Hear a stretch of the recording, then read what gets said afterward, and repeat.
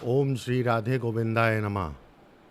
आइए भगवत गीता के अध्याय 7 की ओर आगे बढ़ते हैं। श्री भगवान ने कहा, हे पार्थ, मन को मुझ में आसक्त करके मुझ पर आश्रित होकर योग का अभ्यास करने से तू मुझे संपूर्ण रूप से और बिना संदेह के जान सकेगा। यह विधि सुन, मैं तुझे यह ज्ञान और विज्ञान संपूर्ण रूप से बताऊंगा, जिसे जान लेने पर इस संसार में और कुछ जानने योग्य शेष नहीं रह जाएगा। हजारों मनुष्यों में कोई एक ही आत्म साक्षात्कार के लिए प्रयास करता है और उन साधकों में भी कोई विरला ही मुझे तत्व रूप से जानता है। पृथ्वी, जल, अग्नि, वायु, आकाश, मन, बुद्धि और अहंकार, ये मेरी 8 प्रकार की भिन्न भिन्न प्रकृतियां हैं। भगवान अपनी भौतिक प्रकृति का यहाँ पर वर्णन कर रहे हैं। यह प्रकृति, यह सृष्टि इन 8 तत्वों से ही बनी है। 5 स्थूल तत्व पृथ्वी, अग्नि, जल, वायु और आकाश, और 3 सूक्ष्म तत्व मन, बुद्धि और अहंकार। हे महाबाहु, यह 8 प्रकार की भौतिक प्रकृति मेरी अपरा शक्ति है। इससे अलग मेरी एक परा प्रकृति है जो जीव स्वरूप है, जिससे यह सारा संसार धारण किया जाता है। श्री भगवान कहते हैं, भौतिक प्रकृति के अतिरिक्त मेरी एक और शक्ति है जो चेतन है, जिसे जीव कहते हैं। जीव ही शरीर, इंद्रिय और मन को चलाता है। भौतिक प्रकृति जड़ है, परा प्रकृति चेतन है। जीव के बिना जड़ पदार्थ कुछ नहीं कर सकते। श्री भगवान आगे कह रहे हैं, इन दोनों अपरा और परा प्रकृतियों से ही यह संपूर्ण जगत उत्पन्न हुआ है। समझ लो कि मैं ही संपूर्ण जगत का उत्पत्ति स्थान और प्रलय स्थान हूँ। भगवान कहते हैं कि संपूर्ण जगत इन दोनों शक्तियों जड़ और चेतन से बना है, लेकिन इन शक्तियों का मूल भी मैं भगवान ही हूँ।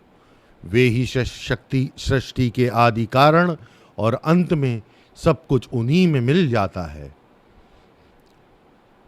साधक को समझना चाहिए कि संपूर्ण ब्रह्मांड ईश्वर पर आधारित है।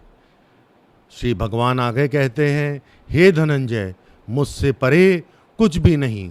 सब कुछ मुझ में ऐसे गुथा हुआ है जैसे धागे में मोतियों की माला। हे कौन्ते, मैं जल में रस हूँ, सूर्य और चंद्रमा में प्रकाश हूँ, वेदों में ओमकार हूँ, आकाश में शब्द हूँ और मनुष्यों में पुरुषार्थ हूँ। मैं पृथ्वी की पवित्र गंध हूँ, अग्नि में तेज हूँ, सभी प्राणियों में जीवन हूँ और तपस्वियों में तप हूँ। हे पार्थ, सभी प्राणियों का सनातन बीज मैं ही हूँ। मैं बुद्धिमानों की बुद्धि और तेजस्वियों का तेज हूँ। श्री भगवान के कहने का तात्पर्य है, यह संपूर्ण जगत मुझ परमेश्वर से ही बना हुआ है। जैसे हमारा शरीर विविध कोशिकाओं और बैक्टीरिया से बना है और समय समय पर इसमें नई नई कोशिकाएं और बैक्टीरिया उत्पन्न और समाप्त होते रहते हैं और इसी शरीर में विलीन हो जाते हैं, वैसे ही सृष्टि रूपी परमेश्वर में हम सब जीवों को धारण कर रखा है, जिसमें हम प्राणीजन प्रकट होते हैं और फिर इसी में लुप्त हो जाते हैं। संपूर्ण सृष्टि परमेश्वर का ही शरीर है। वेदांत की दृष्टि से भी यही कहा गया है, ईश्वर सर्वव्यापक है। ब्रह्मांड का प्रत्येक कण उसी चेतन शक्ति परमात्मा से ही उत्पन्न हुआ है। जैसे शरीर की हर कोशिका मिलकर शरीर का निर्माण करती है, वैसे ही ब्रह्मांड का प्रत्येक तत्व मिलकर परमेश्वर का विराट रूप बनाता है। आइए इसे वैज्ञानिक दृष्टिकोण से भी देखते हैं। क्वांटम सिद्धांत कहता है कि समस्त ब्रह्मांड ऊर्जा का ही एक जाल है। डेविड बोम ने इसे होलनेस तथा इम्प्लिकेट ऑर्डर कहा है, जिसके अनुसार ब्रह्मांड में सब कुछ परस्पर जुड़ा हुआ है। ऊर्जा कभी नष्ट नहीं होती, केवल रूप बदलती है। यह सनातन सत्ता की वैज्ञानिक स्वीकृति है। कॉस्मोलॉजी और ब्रह्मांडी एकता भी इसी ओर इशारा करती है। जिसमें बिग बैंग थ्योरी के अनुसार संपूर्ण सृष्टि एक ऊर्जा बिंदु से ही उत्पन्न हुई है और उसी ऊर्जा बिंदु में महाविस्फोट हुआ और उस महाविस्फोट से संपूर्ण ब्रह्मांड, ग्रह, नक्षत्र और तारों की उत्पत्ति हुई, जिसमें आगे चलकर जीव जंतुओं की भी उत्पत्ति हुई। इसका अर्थ है कि सबका मूल एक ही है, जिसे वेदांत में परमात्मा कहते हैं। समय, स्थान, ग्रह, तारे सब उसी आदि ऊर्जा का स्वरूप हैं। बायोलॉजी और सेलुलर यूनिटी के अनुसार भी हमारे शरीर में 37 ट्रिलियन कोशिकाएं हैं, लेकिन सब मिलकर एक ही जीवित इकाई बनाती हैं। इसी प्रकार अनंत जीव, ग्रह, नक्षत्र मिलकर एक ही ब्रह्मांडीय शरीर का निर्माण करते हैं, जो विराट स्वरूप है। यह परमेश्वर का ही विराट स्वरूप है, जो एक प्राकृतिक विराट रूप में विद्यमान है। जैसे महासागर में सभी लहरें महासागर का ही अंश हैं, वैसे ही सृष्टि की हर वस्तु परमेश्वर की ही अभिव्यक्ति है। ईश्वर इस विराट शरीर का आधार और जीवन शक्ति है। जब विज्ञान कहता है कि ऊर्जा नष्ट नहीं होती, वहीं वेदांत कहता है अव्यक्त ब्रह्म भी कभी नष्ट नहीं होता। जब विज्ञान कहता है कि सब कुछ एक ही स्रोत से उत्पन्न है, गीता में भी इसी अध्याय के 7वें श्लोक में भी श्री भगवान कहते हैं कि मुझसे बढ़कर कुछ भी नहीं है। श्री भगवान आगे कहते हैं, हे भरत क्षेत्र, मैं बलवानों का बल हूं, जो काम और राग से रहित है। मैं वह काम अर्थात इच्छा हूं, जो धर्म के विरुद्ध नहीं है। सत्व, रज और तम, ये जो भी भाव हैं, वे सब मुझसे ही उत्पन्न हुए हैं, किंतु मैं उनमें नहीं हूँ, वे मुझ में हैं। यहाँ भगवान के कहने का तात्पर्य है कि प्रकृति के सत, रज और तम, ये तीनों गुण उनसे ही उत्पन्न हुए हैं, लेकिन वे इनके अधीन होकर इसमें लिप्त नहीं होते, बल्कि वे प्रकृति को ही अपने अधीन रखते हैं। जैसे आकाश में बादल दिखाई तो पड़ता है, लेकिन बादल आकाश को छू नहीं पाता, वैसे ही प्रकृति की ये तीन गुण भगवान को छू नहीं पाते, वे उसमें निर्लिप्त ही रहते हैं। आगे श्री भगवान कहते हैं, संपूर्ण जगत इन तीन गुणों सत्व, रज और तम से मोहित है, इसलिए लोग ये नहीं जानते कि मैं इन गुणों से परे और अविनाशी हूँ। यह मेरी गुणमय देवी माया कठिनाई से पार की जा सकती है, परंतु जो मेरी शरण में आता है वे इस माया को सहज ही पार कर जाता है। भगवान बताते हैं कि माया उनकी शक्ति है जो जीव को संसार में बांधती है। यह माया इतनी प्रबल है कि साधारण प्रयासों से पार नहीं की जा सकती। केवल वही इसे पार कर सकता है जो भगवान की शरण में जाता है और उनकी कृपा प्राप्त करता है। शरणागति का अर्थ है अहंकार का त्याग, भगवान पर पूर्ण विश्वास और उनकी इच्छा को स्वीकार करना। दुष्कर्म करने वाले मूर्ख, नराधम और जिनका ज्ञान माया से हर लिया है, वे आसुरी भाव को अपनाकर मेरी शरण में नहीं आते। हे भरत श्रेष्ठ अर्जुन, चार प्रकार के सुकृतिमान पुण्यवान लोग मुझे भजते हैं, आर्थ, जिज्ञासु, अर्थार्थी और ज्ञानी।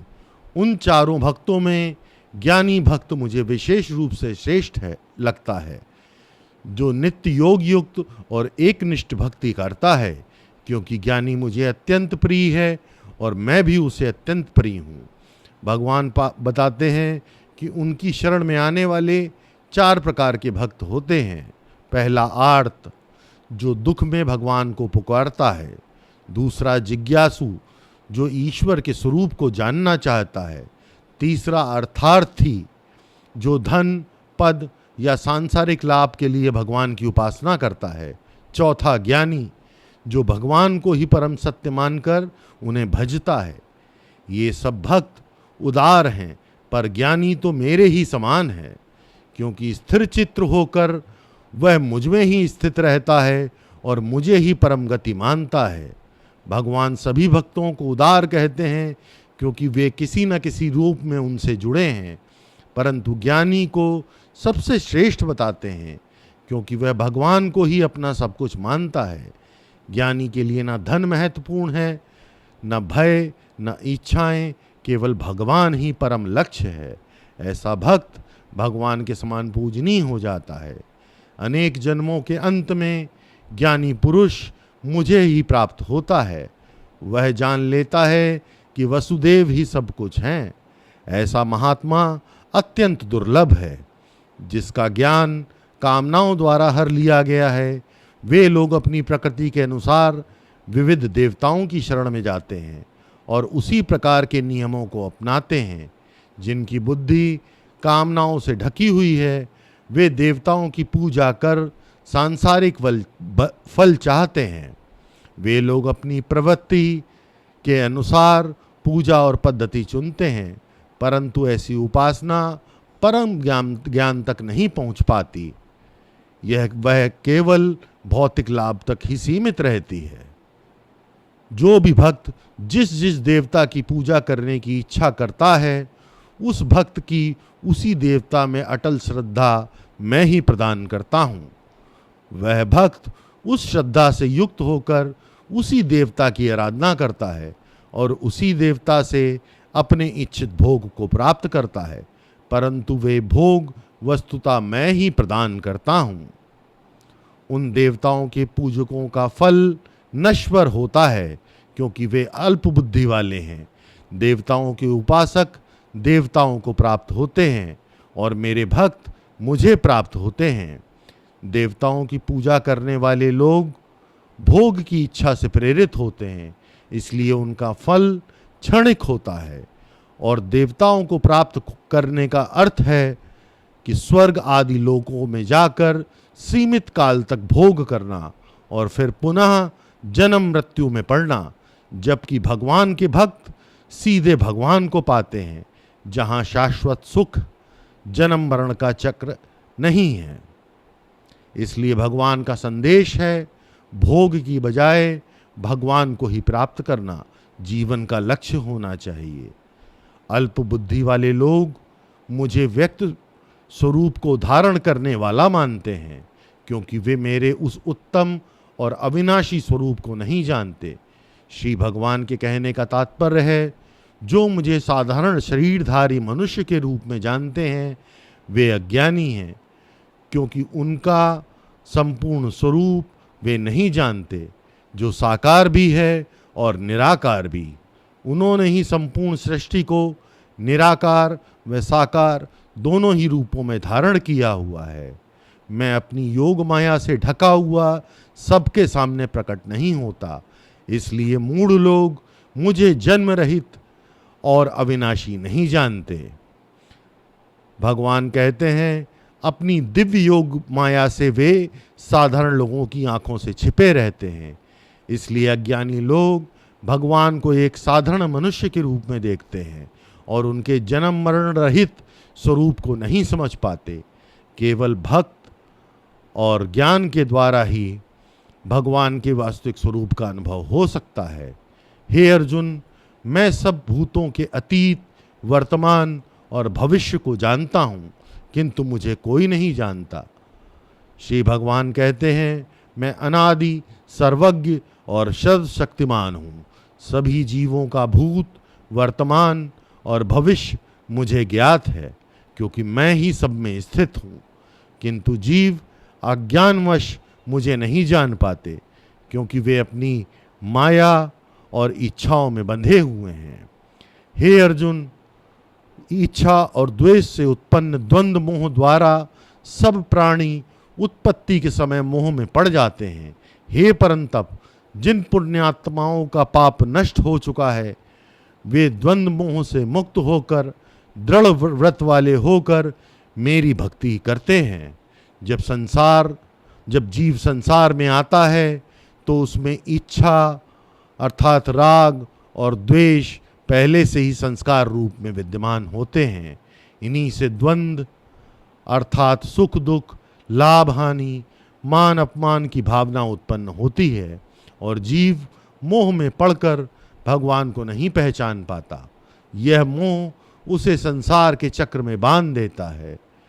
श्री भगवान कहते हैं कि जो लोग पुण्य कर्मों में लगे रहते हैं उनके पाप धीरे धीरे समाप्त हो जाते हैं, और जब पाप नष्ट हो जाते हैं तो मन में शुद्धता आती है और द्वंद्व मोह से मुक्ति मिलती है। ऐसे शुद्ध और दृढ़ संकल्प वाले भक्त ही भगवान की एकनिष्ठ भक्ति कर पाते हैं। यह भक्ति उन्हें परम ज्ञान की ओर ले जाती है।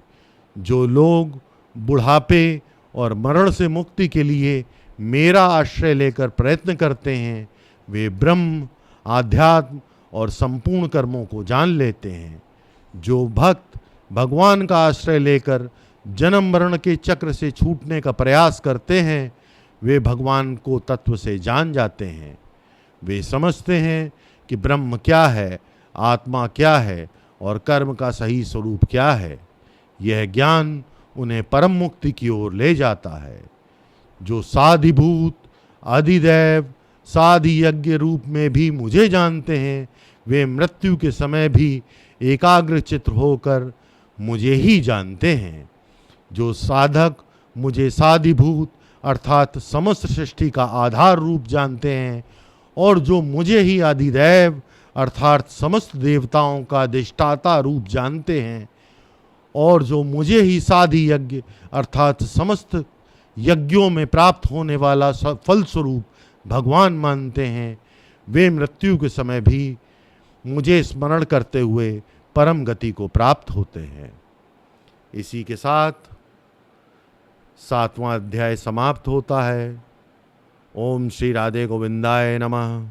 ओम पूर्णमदः पूर्णमिदं पूर्णात् पूर्णमुदच्यते पूर्णस्य पूर्णमादाय पूर्णमेवावशिष्यते। ओम शांति शांति शांति।